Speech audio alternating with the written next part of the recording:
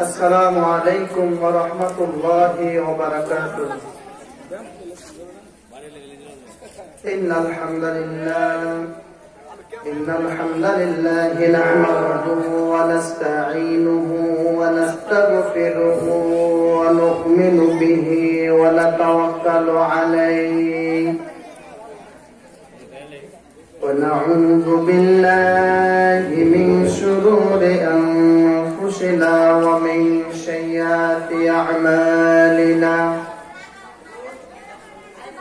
من يهدي الله فلا مضل له ومن يضلل فلا هادي له. ونشهد أن لا إله إلا الله وحده لا شريك له. وأشهد أن سيدنا وحبيبنا مولانا محمد الذي أرسله بالحق بشيرا ونذيرا وداعيا إلى الله بإذنه وسراجا منيرا. فقد قال الله تعالى في كلامه المجيد والفرقان الحميد: أعوذ بالله من الشيطان الرجيم. بسم الله الرحمن الرحيم. وأن المساجد لله فلا تدعوا مع الله أحدا. وقال النبي صلى الله عليه وسلم: أحب البلاد إلى الله مساجدها وأبغض البلاد إلى الله أسواقها.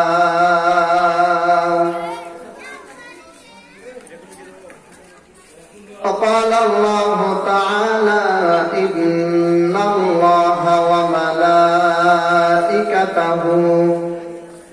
يصلون على النبي يا أيها الذين آمنوا صلوا عليه وسلموا تسليما. اللهم صل على محمد وعلى آل محمد كما صليت على إبراهيم وعلى آل إبراهيم إنك حميد مجيد. اللهم بارك على محمد وعلى آل محمد كما باركت على إبراهيم وعلى آل إبراهيم إنك حميد مجيد.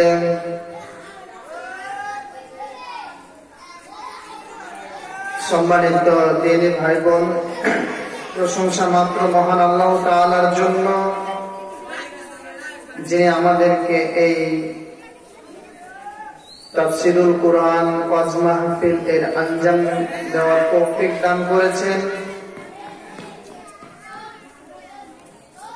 সেই মহান প্রতিপালকের প্রতি শুকরিয়া আদায় করি। সকলে বলি আলহামদুলিল্লাহ। দুরূদ ও সালাম বর্ষিত হোক সেই মহামানবের প্রতি, যিনি হচ্ছেন আকাইদ নামদার, তাসদারে মদিনা, দুলালে আমিনা, আহমদ মুস্তফা, মুহাম্মদ মুস্তফা, যিনার অক্লান্ত পরিশ্রমে এই ইসলাম নামক ধর্মটি উপহার পেয়েছি এবং যিনার আদর্শ বাস্তবায়ন রয়েছে গোটা মানব জাতির জন্য ইহকালীন কল্যাণ, পরকালীন মুক্তি।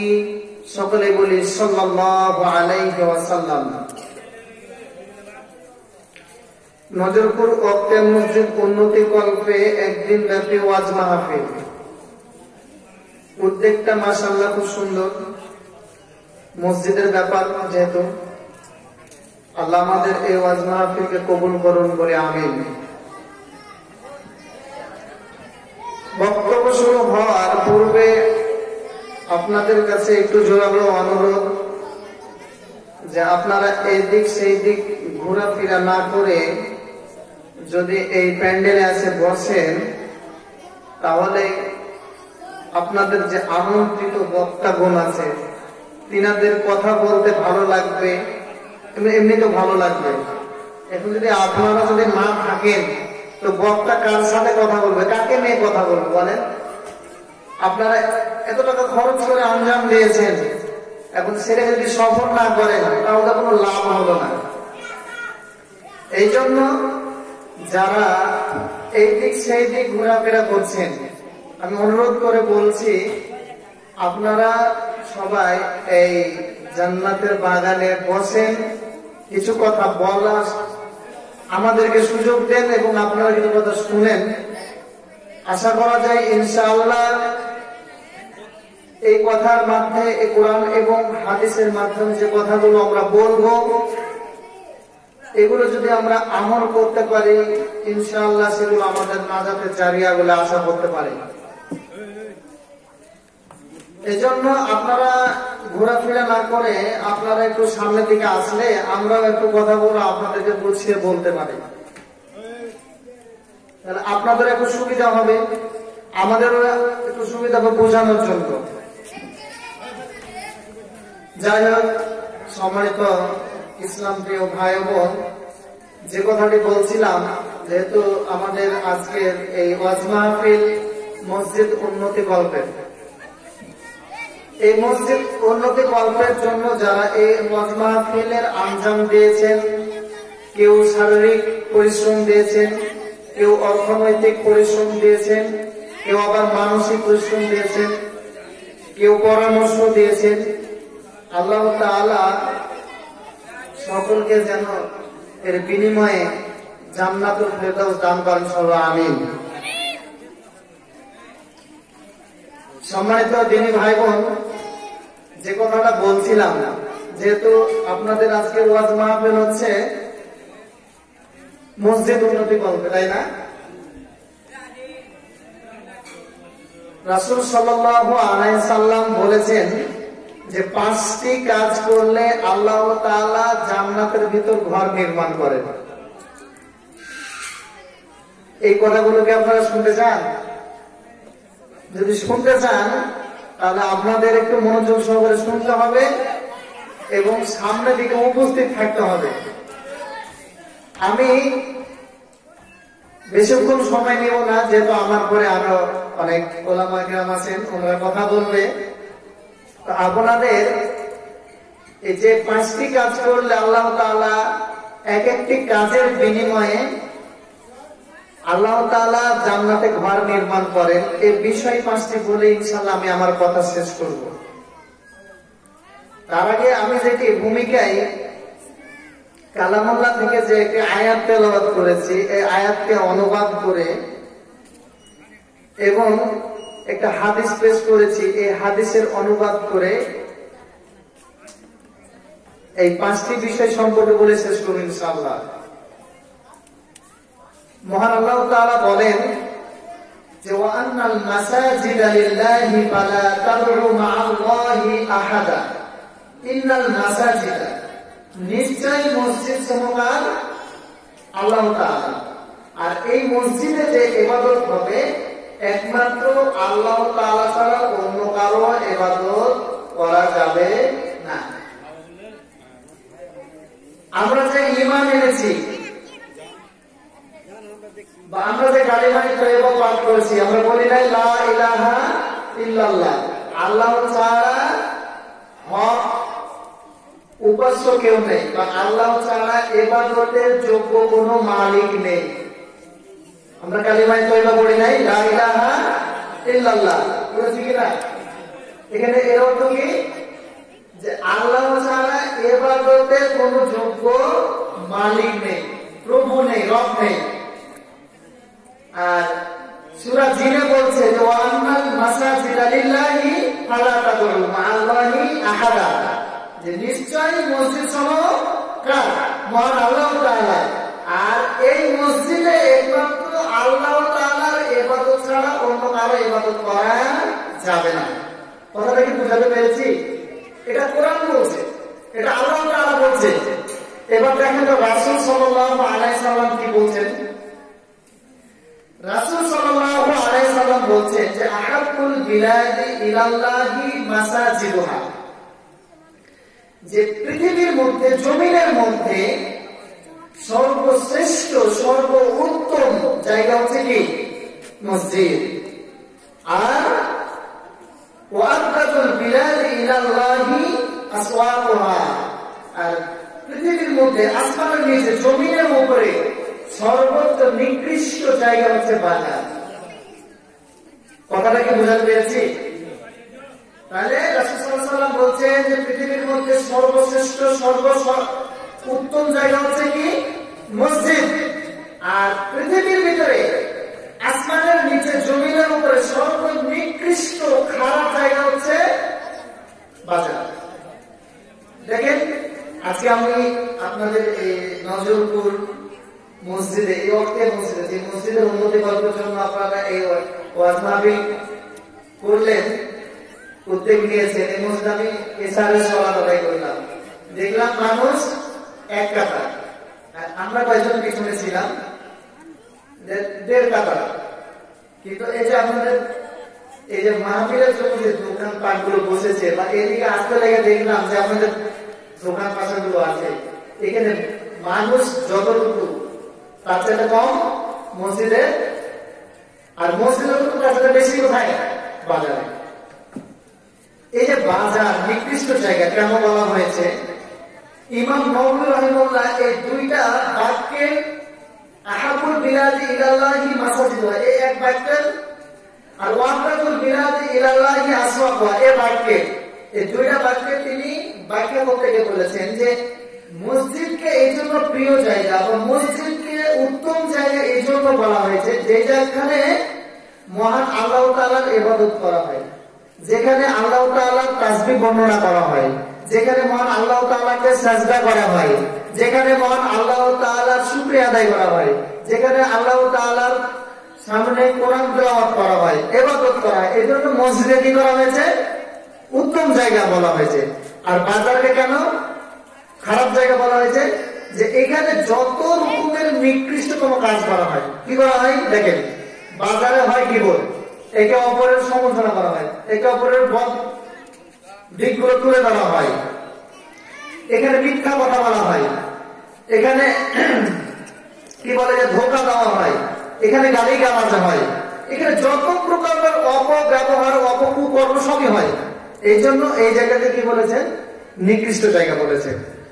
তবে এর মানে এই নয় যে বাজারে একবারে যাওয়া যাবে না, প্রয়োজনে বাজার যেতে হবে, যেহেতু আমাদের মৌলিক চাহিদা আছে, আমাদের দৈনন্দিন প্রয়োজন আছে, এই প্রয়োজন সারার জন্য যেতে হবে। তবে বাজারে গিয়ে আমার যে প্রয়োজনীয় জিনিস আছে সেগুলো, আমার প্রয়োজনীয় বাজার ঘাট, সেগুলো আমি নিয়েই আমি আমার নিজের বাসায় ফিরে আসবো। আর ওখানে যদি থাকেন তখন গীবত হবে। গীবত এমন একটি ভয়াবহ গুনাহ, যেটা বলা হয়েছে, আল্লাহ তাআলা বলছেন যে কেউ যদি গীবত করে সে যেন তার মৃত ভাইয়ের মাংস খেল। কথাটা বলে গেছে, মানুষের মাংস খাওয়া কি হারাম না হারাম? বলেন তো, হারাম। তাহলে দেখেন, গীবত যদি কেউ করে, এই গীবত করলে যে গুনাহ হয়, মৃত ভাইয়ের মাংস খাইলে ওই গুনাহ হয়। আর সেখানে আমরা বাজারে গিয়ে কিন্তু এগুলোই কথা হয় কিনা? কোন লোক কাকে ধোকা দিয়েছে, কে কার সাথে খারাপ আচরণ করেছে, কে কার জমি দাবিয়ে খেয়েছে, কে কার আল কেটে খেয়েছে, এই নিয়ে আলোচনা। কিন্তু মানে মানুষের যেসব মানে খারাপ দিকগুলো আমরা সেখানে বর্ণনা করা হয়, এই জন্য নিকৃষ্ট জায়গা বলা হয়েছে। তবে বাজারে প্রয়োজনে যেতে হবে, অপ্রয়োজনে আড্ডা দেওয়া যাবে না, আড্ডা দেওয়া হারাম একবারে। তবে বাজারে গেলে একটা বাজারের দোয়া আছে, আমরা কি জানি কেউ? যে দোয়াটা পাঠ করলে মহান আল্লাহ তাআলা তাকে 10 লক্ষ নেকি দিবেন। কয় লক্ষ নেকি? 10 লক্ষ। নেকি দিবেন এবং 10 লক্ষ তার গুনাহকে মোচন করবেন এবং তার 10 লক্ষ মর্যাদায় তাকে উপনীত করবেন। সে দোয়াটি কি জানেন? লা ইলাহা ইল্লাল্লাহু ওয়াহদাহু লা শারীকা লাহু লাহুল মুলকু ওয়া লাহুল হামদু ইউহয়ী ওয়া ইউমীতু বিয়াদিহিল খায়র কুল্লুহু আলা কুল্লি শাইইন কাদির। এই দোয়াটি যদি একবার বাজারে প্রবেশের সময় বলেন, আল্লাহ তাআলা আপনার আমলনামা থেকে 10 লক্ষ গুনাহকে ঝরিয়ে দেবেন, মোচন করে দেবেন। সুবহানাল্লাহি ওয়া বিহামদিহি। শুধু গুনাহ মোচন নয়, আল্লাহ তাআলা আপনার আমলনামায় 10 লক্ষ নেকি দান করবেন এবং আপনার মর্যাদাকে 10 গুণ বাড়িয়ে দিবেন। তাহলে এইটা আমি আপনি বাজারে প্রবেশ করলাম, দোয়া করলাম, প্রয়োজনীয় জিনিস যদি আমরা কেনাকাটায় যাই সেগুলো আমরা নিয়ে প্রয়োজন সেরে আমরা কি আবার ফিরে আসবো। কথাটা বুঝতে পেরেছি? তবে দুঃখের বশত বলা যায় যে আজকে যে জায়গাটা নিকৃষ্ট সেই জায়গাতে আমরা কি করি? পছন্দ করি। হ্যাঁ, আর যে জায়গাটা ভালো জায়গা সেই জায়গাটা আমরা পছন্দ করি না। আর আমরা সবাই মুসলমান বলে দাবি করি, ইমানদার বলে দাবি করি। তাহলে একজন যদি প্রকৃত ইমানদার হয় তাহলে সে কি খারাপ জায়গায় যাবে? আপনাদেরকে একটা এক্সাম্পল বা উদাহরণস্বরূপ বলি। মৌমাছি, মৌমাছি চিনেন তো, যে মধু তৈরি করে। ওকে কোনোদিন দেখেছেন সে ডাস্টবিনে বসেছে? কোনদিন পচা জায়গায় বসেছে? বসেছে? বসে নাই। তাকে কোনদিন দেখেছেন যে টয়লেটে বসেছে? বসে নাই। সে কোথায় বসে? সে ফুল বাগানে বসে এবং ফুল বাগান থেকে সে কোথায় বসে? তার চাকে বসে, তার মৌচাকে বসে। তো একজন যদি ইমানদার হয়, প্রকৃত ইমানদার যদি হয়, তাহলে তার উচিত কি মৌমাছির মতো না? সে কোনো খারাপ জায়গায় যাবে না। প্রকৃত ইমানদারের বৈশিষ্ট্য হচ্ছে সে খারাপ কাজ করবে না, খারাপ জায়গায় যাবে না। কিন্তু আমাদের ইমানকে যদি তুলনা করতে যাই তাহলে মাছির সাথে তুলনা করা যায়। মাছি তো চিনি আমরা সবাই। মাছিকে দেখবেন ও দোকানের মিষ্টিতে বসবে, আবার সে ডাস্টবিনও বসবে এবং কোথাও যদি কোনো একটা প্রাণী, মৃত প্রাণী থাকে তো তার উপরেও কি বসে? বসে কিনা? তাহলে আমাদের ইমানটা হতে হবে কিসের মতো? মৌমাছির মতো। কথাটা একটু বোঝাতে পেরেছি? এই জন্য ইমাম নববী এই দুইটা বাক্যের ব্যাখ্যা করতে গিয়ে বলছেন যে মসজিদকে এই জন্য প্রিয় জায়গা বলা হয়েছে যে সেই জায়গায় আল্লাহ তাআলার জিকির আজকার করা হয়, আল্লাহ তাআলাকে অনুতপ্ত হওয়া যায়, আল্লাহ তাআলাকে সিজদা করা হয়, জিকির আজকার কোরআন তেলাওয়াত করা হয়। এর জন্য মসজিদকে কি বলা হয়েছে? প্রিয় জায়গা বলা হয়েছে। আর বাজারকে এই জন্য নিকৃষ্ট জায়গা বলা হয়েছে। ওয়াদাতুল বিলাদি ইলাল্লাহি আসওয়াকুহা, এই জন্য তাকে নিকৃষ্ট বলা হয়েছে। এখানে যত প্রকার দাঙ্গামা, হাঙ্গামা, তারপরে কি বলেন কাটাকাটি, হানাহানি, মারামারি, মিথ্যা মামলা, যত প্রকার খারাপ সব ওখানে পাবেন। কথাটা কি বোঝাতে পেরেছে? এই জন্য আমাদেরকে এই হাদিসের প্রতি আমল করতে হবে। কথাটা বোঝা গেল না? আমরা এটা সবাই জানি যে আল্লাহর রহমত ছাড়া এই দুনিয়াতে টিকে থাকা অসম্ভব। অসম্ভব কিনা? কথাগুলো মনোযোগ করে শুনবেন। আমি কিন্তু খুব সুরের বক্তা নয়, আমি কোনো ফেমাস বক্তা না, তবে কথাগুলো বলেন যেটুকু আমি দিয়ে যাব। যদি ইনশাআল্লাহ আমি সহ সবাই যদি আমল করতে পারি ইনশাআল্লাহ আমরা জান্নাত যেতে পারবো। আমরা জানি যে আল্লাহর রহমত ছাড়া ইহকালের শান্তি এবং পরকালের মুক্তি পাওয়া অসম্ভব। মানুষ কিন্তু কেউ নেকি দিয়ে জান্নাতে যেতে পারবে না, এটা অসম্ভব। নেকি দিয়ে কেউ জান্নাতে যেতে পারবে না। এখন প্রশ্ন আসতে পারে কি আর কথা বললেন, তাই কি না?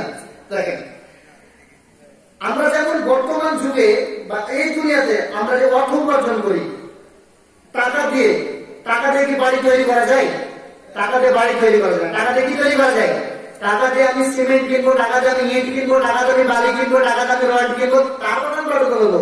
তো নেকি যেটা আমরা অর্জন করবো, এই নেকি দিয়ে আল্লাহ তাআলা আমাদের নেকির বিনিময়ে রহমত দিবেন। আর রহমতের বিনিময়ে আমরা কি পাবো বলেন তো? জান্নাত পাবো। রহমত ছাড়া আল্লাহ কেউ জান্নাত পাবেন না। কথাটা এবার বুঝাতে পেরেছি? তো আমরা যে মসজিদকে পছন্দ করি না বা মসজিদে যাই না, যেখানে বলা হয়েছে মসজিদে আমরা যাই, কয়বার যাই বলেন তো? দিনে কয়বার যাই? 5 বার যাই না? 5 বার যাই। 5 বার আমরা যখনই মসজিদে প্রবেশ করি তখন কি বলি বলেন তো? আল্লাহুম্মা ফতাহলি আবওয়াবা রাহমাতিক, হে আল্লাহ তুমি আমার জন্য তোমার রহমতের দরজা খুলে দাও। আমি আপনি যদি মসজিদ যদি না যাই আর এই দোয়া যদি না করি, তাহলে আল্লাহ আমার প্রতি রহমত করবে না? আপনার প্রতি রহমত করবে? আমাদের প্রতি রহমত করবে? করবে বলেন? করবে না। এই জন্য ইমাম নববী আহাব্বুল বিলাদি ইলাল্লাহিল মাসজিদ এই জন্য বলেছেন যে পৃথিবীর মধ্যে আসমানের নিচে জমিনের উপরে সর্বশ্রেষ্ঠ জায়গা হচ্ছে কি? মসজিদ। সর্বোত্তম জায়গা কি? মসজিদ। কথাটা কি বুঝাতে পেরেছি? এই জন্য আমরা মসজিদে কি করব? যাব, 5 বার যাব, 5 বার মহান আল্লাহ তাআলাকে আমরা কি করব? আল্লাহ তাআলার কাছে আমরা রহমতের প্রার্থনা করব। তো আপনার সাথে যে কথাটা বলা হয়েছিল যে 5টি কাজ করলে আল্লাহ তাআলা কি দেন? জান্নাতের ঘর নির্মাণ করেন। তার একটা হচ্ছে কি জানেন? একটা হচ্ছে কেউ যদি মসজিদ নির্মাণ করে, মসজিদের ঘর তৈরি করে, বাইতুল ফিল জান্নাহ, মহান আল্লাহ তাআলা তার জন্য জান্নাতের একটি ঘর নির্মাণ করেন। তাহলে আমরা আজকে প্রত্যেক মসজিদ উন্নতি করবার জন্য এসেছি। আমি পারবো না পুরো মসজিদ তৈরি করে দিতে, আমি তো 1 বস্তা সিমেন্ট দিতে পারবো, আমার তাও ক্ষমতা নেই। আমি তো 1/2 বস্তা সিমেন্টের দাম দিতে পারবো, আমার তাও ক্ষমতা নেই। আমি তো 2টা ইটের দাম দিতে পারবো, আমার তাও ক্ষমতা নাই। তাহলে 5 টাকাও দিতে পারবো, তাও ক্ষমতা নাই। কিন্তু 1 টাকাও দিতে পারবো। এই 1 টাকা দিলেও মহান আল্লাহ তাআলা ওই ব্যক্তির জন্য বাইতুল ফিল জান্নাহ, জান্নাতে কি করবেন? ঘর নির্মাণ করবেন। তাহলে বোঝা গেল যে মসজিদ নির্মাণ করলে কি হয়? আল্লাহ তাআলা জান্নাতে একটি ঘর নির্মাণ করেন। আচ্ছা, সংক্ষেপে বলি। 2 নম্বর, যে কেউ যদি তর্ক ছেড়ে দেয়। উদাহরণ কি? যদি কেউ বলে যে 3 এ 3 5 হয়, আর আপনি সত্যি আছেন না 3 3 6 হয়, কিন্তু আপনি কি করেন সে বুঝে না, আপনি তাকে সালাম দিয়ে চলে আসেন, তর্ক করবেন না, বাইতুল ফিল জান্নাহ, জান্নাতের ঘর নির্মাণ হবে। 3 নম্বর, আমরা যে সালাত আদায় করি না, ইমাম সাহেব বলেন না একামতের পর পায়ে পা কাঁধে কাঁধ মিলে কাতার সালা করেন। রাসূল সাল্লাল্লাহু আলাইহি ওয়াসাল্লাম কেউ যদি 2 জনের ফাঁকা জায়গা কি করে? পূর্ণ করে, তো বাইতুল ফিল জান্নাহ, তার জান্নাত তার জন্য একটা ঘর নির্মাণ করা হয়। 4 নম্বর হচ্ছে যে সূরা ইখলাস, কেউ যদি সূরা ইখলাস প্রতিদিন 10 বার করে বলে, তো বাইতুল ফিল জান্নাহ, আল্লাহ তাআলা তাকে কি করবেন? জান্নাতে ঘর নির্মাণ করবেন। এই জন্য আমাদেরকে এই দিকগুলো দেখতে হবে। বিশেষ করে আজকে যেহেতু মসজিদে উন্নতি করবে আমাদের মাহফিলের আয়োজন, আমাদের খেয়াল রাখতে হবে মসজিদে দান করবেন, যেটুকু সাধ্যে জুটে, যতটুকু আপনার সামর্থ্যে জুটে দান করার চেষ্টা করবেন। মসজিদ তৈরি করার চেষ্টা করুন। মসজিদ যদি তৈরি করেন, মহান আল্লাহ তাআলা আপনার আমার জন্য জান্নাতে একটি ঘর নির্মাণ করবেন। আল্লাহ তাআলা আমাদের যেন এই মসজিদের উন্নতি কল্পে কাজ শেষ করে মসজিদ তৈরি করার তৌফিক দান করেন, সাল্লাল্লাহু আমিন। আর এই মসজিদ তৈরি করার বিনিময়ে আল্লাহ তাআলা আমাদের জন্য জান্নাতে একটি ঘর নির্মাণ করেন, আল্লাহু আমিন।